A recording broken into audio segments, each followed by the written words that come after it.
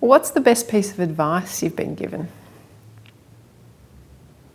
With regard to sport or? Sport or life? Well,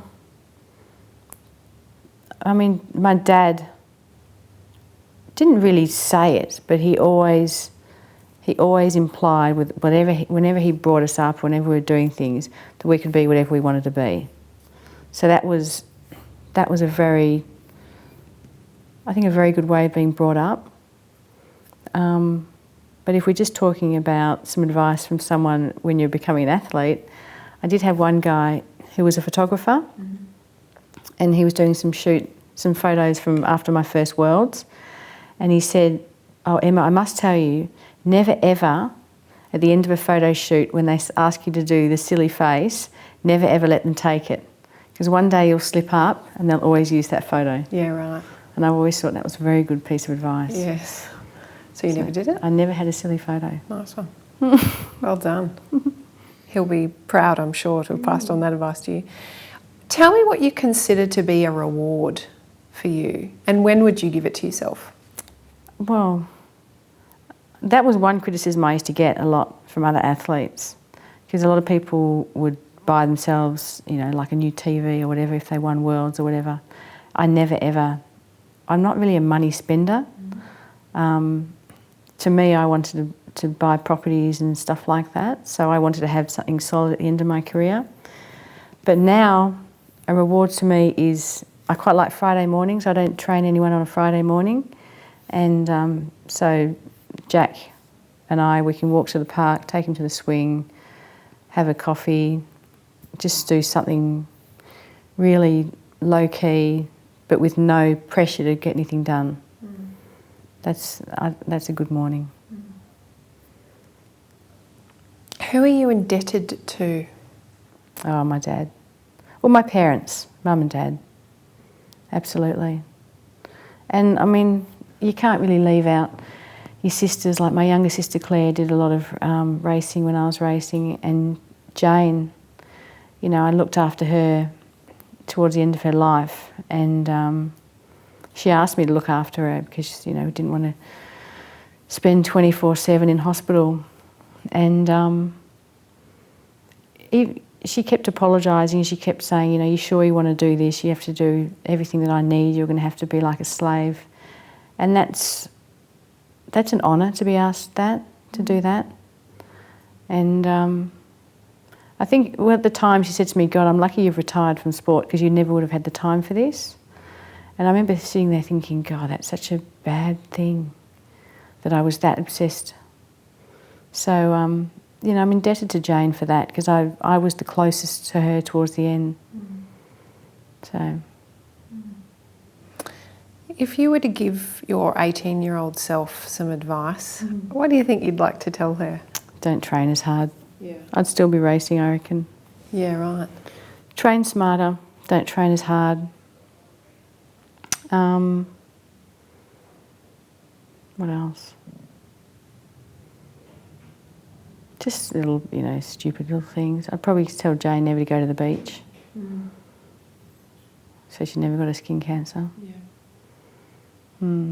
Tell me how you define failure. What's your version of failure? Well, I consider my career as it's not everything I wanted to achieve, and there's absolutely no doubt when I retired I felt a failure. So failure is not achieving what you want to achieve. But then as life goes on, like the fact that I was forced to retire so early gave me the chance to look after Jane. And then, things roll on, and, then you meet people, and, met my husband. And so, I don't know, I mean, failure, I don't even know if it really exists. Because that's life, isn't it? Yeah. So, I mean, if you'd said 20 years ago you're not going to make the Olympics, I would have just been horrified that someone would say that. But, yeah, it's kind of weird. Do you think you'll ever get over that? I ask that with sincerity. No, I don't reckon I will. I'm still bloody devastated about that. I mean, the whole Olympic program was set up for triathlon to be the first gold medal because Australia was so sure it was going to win a gold medal. And that was pretty much run on the back of the dominance that I'd had in triathlon. And then they didn't pick me. But I mean, I was racing like a bag of crap. I qualified, but there's failure for you. Well, but then again, you know, I was pretty lucky I wasn't dead, given what was going on with my heart. Exactly. So. Have you ever wanted something as much as you've wanted that? Oh yeah, I mean, that is like a grain of sand on every ocean beach in the world. That want to wanting Jane to, you know. So I mean, it's just such a load of crap compared to a life. Yeah. So, but wanting, I mean, that was my life. That was everything that I'd aimed for. And just the whole way the whole appeal process and that was just so unfair and corrupt. It was just a joke. It's quite humorous if you look back at it. But it wasn't at the time, though. No, it's just I can't believe these guys take themselves seriously. Yeah. My last question is, if you consider your 80-year-old self as opposed to your 18-year-old self, how do you want to reflect back on your life? What sort of things do you want to be saying? Well, like now I just hope that, you know, Jack's happy and your kids are happy.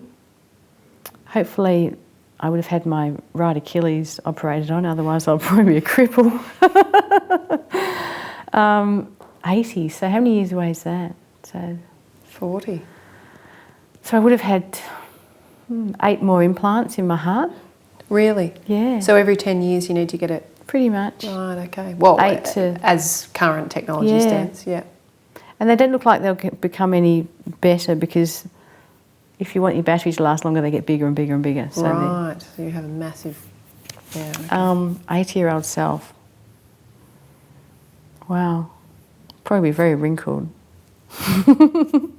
But what do you want to be saying about your life? What would you like to say that you've done or that you have been?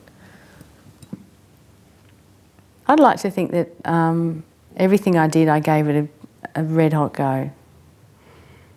And yeah, I think that's pretty much what you want out of life.